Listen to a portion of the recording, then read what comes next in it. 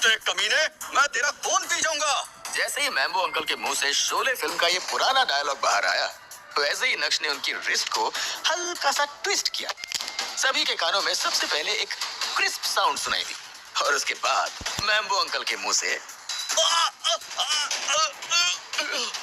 ये आवाज कुछ ऐसी निकली जैसे मानो नक्श ने मुर्गे को हलाल कर दिया हो। मुझसे बहुत नफरत है ना, मुझसे घिन आती है। जब मेरा हाथ लगेगा ना, तब बदबू आएगी। ये बोलते हुए नक्श ने मैम्बो अंकल की छाती पर एक जोरदार मुक्का चढ़ा और मैम्बो अंकल हवा में उड़ते हुए कुछ मीटर दूर जा गिरे। ये अभी क्या हुआ? इसकी जैसा यूजलेस इंसान ये सब कैसे कर सकता है? इस पतलू में इतनी हिम्मत कहाँ से आई? इसका डर कहाँ गया? जावेरी खानदान के लोग धीमी आवाज में फिर से डिस्कशन कर रहे थे और वहीं दूसरी तरफ मैम्बो अंकल दर्द से छटपटाते हुए जमीन पर पड़े हुए थे। उन्होंने महसूस किया कि उनकी हड्डी पसली एक हो गई है। दर्द के मारे वो बस चिल्लाते जा रहे थे। उसी समय चित्रा नक्श की ओर बढ़ी और उसने नक्श के चेहरे पर एक जोरदार तमाचा जड़ दिया। अचानक हुए इस हमले से नक्श संभल नहीं पाया और लड़खड़ाते हुए उसके 2 कदम पीछे की तरफ बढ़े। तुम अपने आप को समझते क्या हो? आज कल्याणी देवी का जन्मदिन है, खुशी वाला दिन है, और तुम्हारी ये हिम्मत कि तुम आज के दिन यहाँ तमाशा खड़ा कर रहे हो। चित्रा ने नक्श की हथेली को रगड़ा और कड़ी फटकार लगाते हुए बोली, तू खाली कुत्रो छे, कुत्रो, जिसे मेरे परिवार ने इतने सालों से पालकर बड़ा किया है। मैं तुम्हें सबक नहीं सिखाऊंगी क्योंकि तुम इंसान ही नहीं हो। तुम्हें दिखाई नहीं दे रहा है कि ये जगह शरीफों की है? हाँ, तुम यहाँ खड़े होने के लिए अपने आप को क्वालिफाइड समझते हो? जल्दी से दफा हो जाओ यहाँ से। चित्रा ने नक्श की ओर घूरते हुए कड़क अंदाज में कहा, तू यहाँ से जाना चाहता है ना, लेकिन तेरे लिए यहाँ से निकलना इतना आसान नहीं होगा। बहुत सारे लोगों की मदद से मैम्बो अंकल धीरे से जमीन से उठे और आगे बोले, अगर मैंने तुझे आज जान से नहीं मारा तो मेरा नाम भी नवीन जावेरी नहीं। ये बोलते हुए मैम्बो अंकल ने अपना फोन बाहर निकाला और एक नंबर डायल किया। जहां सभी लोग नक्श को देख रहे थे, वहीं नक्श का ध्यान मैम्बो अंकल की बातों पर बिल्कुल भी नहीं था। अपनी जगह पर खड़े रहकर वो तो चित्रा को देख रहा था। पता नहीं क्यों, लेकिन जब चित्रा ने नोटिस किया कि नक्श लगातार उसे ही देख रहा है, तो उसे बहुत डर लगने लगा था। अनिका और मेरी शादी को 2 साल हो गए। भले आपको मेरी तरफ से कोई कंट्रीब्यूशन नहीं दिखाई दिया, लेकिन हम दोनों के बीच में फैमिलियल लव तो हो ही सकता है ना। ये बोलते हुए नक्श के चेहरे पर एक ठंडी मुस्कान आ गई थी, जिसे देखने के बाद ऐसा लग रहा था जैसे नक्श बदल सा गया है। क्योंकि मैं दूसरे लोगों से कम्पीट नहीं कर पाया, इसलिए अनिका और आपने मुझे हमेशा नीचा दिखाया है। इस थप्पड़ को मैं हमेशा याद रखूंगा। ये बोलते हुए नक्श ने अपने दोनों हाथों की मुट्ठी को भींच लिया था। आज से, अभी से मुझे आपके जावेरी खानदान से कोई मतलब नहीं है। मैं आज आपकी बात मानकर यहाँ से जा रहा हूँ। जिस कुत्ते को आपने 2 साल तक पाला, वो जा रहा है, लेकिन इस बार सुनकर नहीं, काट कर जा रहा है। और अगर तुम चाहते हो कि मैं वापस तुम्हारे परिवार में आऊं, तो कल्याणी देवी को मेरे पैरों में गिरकर माफी मांगनी होगी, अपनी नाक रगड़नी होगी। ये बोलने के बाद नक्श पीछे मुड़ा और वहां से जाने लगा। अनिका की नजरें नक्श पर ही टिकी हुई थी। नक्श के ऐसे बर्ताव को देखकर अनिका ने महसूस किया कि वो पूरा बदल गया है, बिल्कुल एक अजनबी की तरह। वहीं दूसरी तरफ नक्श की बात सुनकर वहां मौजूद सभी लोग एकदम शॉक्ड रह गए थे। किसी ने भी नहीं सोचा था कि नक्श जैसा कचरा अपने मुंह से ऐसे शब्दों का इस्तेमाल करेगा। रोको उसे, जाने मत दो। मैम्बो अंकल ने नक्श की तरफ उंगली उठाई और चिल्लाते हुए कहा। हालांकि मैम्बो अंकल के आदेश का पालन किसी ने भी नहीं किया। कोई भी अपनी जगह से हिला तक नहीं। जावेरी खानदान में कौन नहीं चाहता था कि वो कचरा यहाँ से नहीं जाए। नक्श ने तो ये तक कह दिया था कि अगर उसे वापस बुलाना चाहते हो तो कल्याणी को उसके पैरों में गिरना होगा। इस बात पर तो नक्श को बहुत मार पड़नी चाहिए, लेकिन कोई हिम्मत ही नहीं कर रहा था। जब मैम्बो अंकल ने देखा कि किसी ने भी उनकी बात नहीं सुनी है, तो जैसे तैसे वो नक्श की तरफ भागे और उसका कॉलर पकड़ते हुए बोले, तुम्हें यहाँ से जाने के लिए किसने कहा? क्या तुम्हें सुनाई नहीं देता कि मैंने क्या कहा?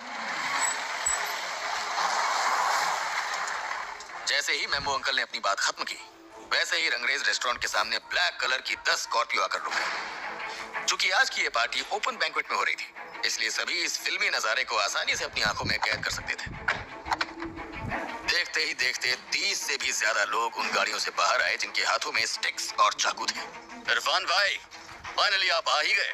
मैम्बो अंकल उस ग्रुप के लीडर की तरफ बढ़े और पूरी रेस्पेक्ट दिखाते हुए बोले, उस आदमी ने अपना सिर हिलाया और चाकू को हवा में लहराते हुए बोला, बोल नवीन, क्या मसला है? कौन सी गंदगी साफ करनी है? इरफान भाई, यही है वो कचरा। मैम्बो अंकल ने तुरंत ही नक्श की ओर पॉइंट करते हुए कहा। इरफान भाई सूरत के जाने माने गुंडे थे और पूरे सूरत में उनका नाम था। जी हाँ, गलत कामों से। जावेरी खानदान भी कोई दूध का दूल्हा नहीं था। ज्यादातर सभी इरफान भाई को जानते थे, सिर्फ नाम से। देख पहली बार रहे थे और उन्हें देखने के बाद सभी के होश उड़ गए थे। क्या ये इरफान भाई है? ये किससे बहुत सुने हैं, काट डालते हैं। नवीन मामू का जवाब नहीं, क्या बात है, उन्होंने इरफान भाई को बुला लिया। मैम्बो अंकल के भांजे को ये सब देखकर बहुत अच्छा लग रहा था। अचानक से सीन आशिकाना से कातिलाना हो गया था। नक्श भागो, भागो यहाँ से। जब अनिका ने देखा कि मैम्बो अंकल ने नक्श को मजा चखाने के लिए इरफान भाई को बुलाया है, तो तुरंत ही वो चौंक गई थी और नक्श को भागने का याद दिलाने लगी। अनिका ने भी इरफान भाई का नाम पहले से सुन रखा था। अगर नक्श उनके हाथों में लग गया तो फिर तो नक्श का जन कल्याण हो जाएगा।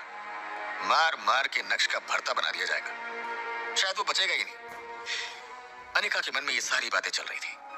जब अनिका ने देखा कि नक्श अपनी जगह से हिलने का नाम नहीं ले रहा है, तो वो तुरंत ही अपनी जगह से उठी और नक्श को वहां से ले जाना चाहती थी, लेकिन विहान ने जल्दी से अनिका को रोकते हुए कहा, अनिका, ये तुम क्या कर रही हो? क्या तुम पागल हो गई हो? सामने इरफान भाई हैं, वो मेल फीमेल कुछ नहीं देखते हैं, बस उनका चाकू चलता है। अगर तुम्हें कुछ हो गया तो मेरा क्या होगा? किसी की भी हिम्मत नहीं थी कि वो इरफान भाई को प्रोवोक करे। इरफान भाई वाकई में काफी रुथलेस इंसान थे। इरफान भाई ने सिगरेट का आखिरी कश लिया और उस सिगरेट को फेंकते हुए अपनी तानाशाही दिखाते हुए बोले, कौन अंधा है जिसे दिखाई नहीं दिया कि नवीन मेरा भाई है? क्यों अपनी मौत को बुलावा दिया है? अब हो जाएंगे छोटे छोटे छोटे छोटे छोटे टुकड़े।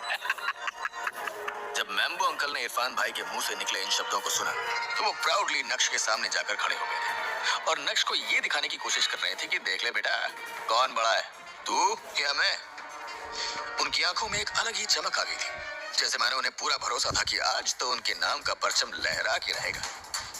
उस समय मैम्बो अंकल ने इरफान भाई को ही कॉल किया था, जब चित्रा और नक्श के बीच हीटेड आर्गुमेंट्स हो रहे थे। और देखिए, उनके एक कॉल से इरफान भाई 30 लोगों के साथ नक्श को मारने पहुंच गए थे। वैसे 30 लोगों को लाने की क्या जरूरत थी इस पतलू के लिए? ये तो किसी को भी समझ में नहीं आ रहा था। 2-4 भी लाते तो वो भी काफी होता, लेकिन शायद मैम्बो अंकल ने बात को बढ़ा चढ़ा कर बोला होगा। वैसे भी उन्हें ये सब करने में बहुत मजा तो आता ही है। सभी लोग नक्श की ओर देख रहे थे और मन ही मन सोच के बैठे हुए थे कि आज तो उसकी अर्थी यहीं से उठेगी। लेकिन कोई भी ये नहीं सोच रहा था कि जावेरी खानदान का सबसे लाडला इंसान नवीन जावेरी सूरत के गुंडे को कैसे जानता है। अब जावेरी खानदान को अपनी इमेज की परवाह नहीं थी। जब मैम्बो अंकल कॉलेज में थे, तब किसी कांड की वजह से उनकी मुलाकात इरफान भाई से हुई थी और उस दिन इरफान भाई ने मैम्बो अंकल को कुत्ते की तरह धोया था। उस दिन के बाद से मैम्बो अंकल ने इरफान भाई के मामलों में कभी पंगा नहीं लिया, बल्कि हमेशा से उनसे दोस्ती करने की कोशिश की। दोस्ती होने के बाद मैम्बो अंकल के सारे मामले इरफान भाई हैंडल करते थे और मैम्बो अंकल उन्हें काम का अच्छा खासा पैसा भी देते थे। अभी भी जब भी मैम्बो अंकल को इरफान भाई से रिलेटेड कोई भी काम होता है, तो वो उन्हें काफी पैसे देते हैं। आज भी दिया होगा या फिर देंगे, क्योंकि इरफान भाई सूरत शहर के बिग शॉट हैं और वो बिना पैसों के तो हिलते तक नहीं। सूरत शहर में इरफान भाई को कंपटीशन देने के लिए अभी तक कोई पैदा ही नहीं हुआ था और उन्होंने अपनी गैंग में इतने लोगों को शामिल कर लिया था कि कोई दूसरा इरफान भाई उनके सामने आकर खड़ा भी नहीं हो सकता था। इसलिए उन्हें किसी से डर नहीं लगता था। उन्हें वन मैन आर्मी के नाम से भी जाना जाता था। जाओ, जल्दी करो, भागो। एक बार फिर से अनिका ने जोर से चिल्लाते हुए नक्श को याद दिलाया, लेकिन इससे पहले कि अनिका अपने कदम आगे बढ़ाती, विहान ने उसे फिर से रोक दिया था और अनिका आगे नहीं बढ़ पाई थी। इस समय इरफान भाई नक्श के करीब आ चुके थे और बस अब तो अनिका की हालत भी टाइट होने लगी थी। चित्रा के तो लूज मोशन शुरू हो गए थे। एक तरफ अनिका धीमी आवाज में नक्श को भागने के लिए कह रही थी, वहीं दूसरी तरफ चित्रा वॉशरूम की तरफ भागी। लेकिन अब सीन थोड़ा गर्माता जा रहा था। तो तुम हो जिसने मेरे भाई को मारा? इरफान भाई ने सिगरेट जलाई और अपने चेहरे को ऊपर उठाते हुए कहा, क्या तुम्हें पता नहीं वो मेरा दोस्त है? एक कुत्ता जिसे पूरे दिन सिर्फ भौंकना आता है, क्या उसे सबक सिखाना जरूरी नहीं? कड़क अंदाज में नक्श ने कहा। बच्चे जवान हो, खून गरम है, समझ आता है, लेकिन क्या तुम्हें पता नहीं कि आज तक किसी ने मुझसे इस तरह से बात नहीं की है? इरफान भाई ने अपना वो हाथ जिस हाथ में चाकू था उसे नक्श के कंधे पर रखा और उसके कंधे पर 3 से 4 बार थपथपाते हुए बोले, मुझे इससे कोई फर्क नहीं पड़ता कि दूसरे लोग आपसे किस तरह बात करते हैं। लेकिन अगर आपने मुझसे इस तरह बात की तो आपको बहुत रिग्रेट होगा। नक्श की नजर एक बार भी उस चाकू पर नहीं गई थी जो इरफान भाई ने उसके कंधे पर टिका रखा था। मैम्बो अंकल को ये सब देखकर बहुत मजा आ रहा था, क्योंकि नक्श इरफान भाई को गुस्सा दिला रहा था और इरफान भाई का तांडव तो मैम्बो अंकल पहले ही देख चुके हैं। तो उन्हें तो नक्श का आधा कटा हुआ शरीर दिखाई दे रहा था और ये सब सोचकर ही उनके चेहरे पर मुस्कान आ गई थी। इरफान भाई को मैम्बो अंकल से बेहतर कोई नहीं जानता था। इरफान भाई को किसी का भी डर नहीं था, पुलिस का भी नहीं, क्योंकि उनकी तरफ से पुलिस वालों को हफ्ता पहुंचाया जाता था। ऐसे में अगर अनिका को लग रहा है कि उसे पुलिस को कॉल करना चाहिए और पुलिस आकर नक्श को इरफान भाई से बचाएगी तो ये तो केवल एक सपना ही है। यार लड़के, तू कसम से बहुत एरोगेंट है। ये बोलते हुए इरफान भाई नक्श को घूरने लगे थे। पता नहीं क्यों, लेकिन इरफान भाई को नक्श को जाना पहचाना सा लग रहा था, लेकिन वो ठीक से याद नहीं कर पा रहे थे कि उन्होंने नक्श को पहले कहाँ देखा है। आपके जैसे छोटे इंसान के सामने अब क्या मैं एरोगेंट भी नहीं हो सकता? अंदाज में नक्श ने फिर से कहा। उसके चेहरे पर ना तो कोई डर था और ना ही कोई शिकन। ऐसा लग रहा था जैसे नक्श के शरीर में कोई भूत आ गया था। नक्श की बात सुनकर जावेरी खानदान के लोग पूरी तरह से शॉक थे। उन्हें लग रहा था कि नक्श खुद ही अपनी मौत को इनवाइट कर रहा है, लेकिन उससे भी ज्यादा लोगों के मन में ये सवाल था कि नक्श में अचानक से इतनी हिम्मत कहां से आ गई कि वो इरफान भाई से भी भिड़ने को तैयार खड़ा था। तो आप ही बताइए, नक्श में अचानक से इतनी हिम्मत कहां से आ गई थी? उसे डर क्यों नहीं लग रहा था? क्या नक्श के पास कोई बैकअप था? क्या इरफान भाई नक्श पर हमला करेंगे, या फिर उन्हें याद आ जाएगी कि उन्होंने नक्श को कहां देखा था? आखिर नक्श और इरफान भाई के बीच की कहानी क्या है? अनिका की तरफ से कैसा रिएक्शन आने वाला है? जानने के लिए सुनिए इंस्टाइम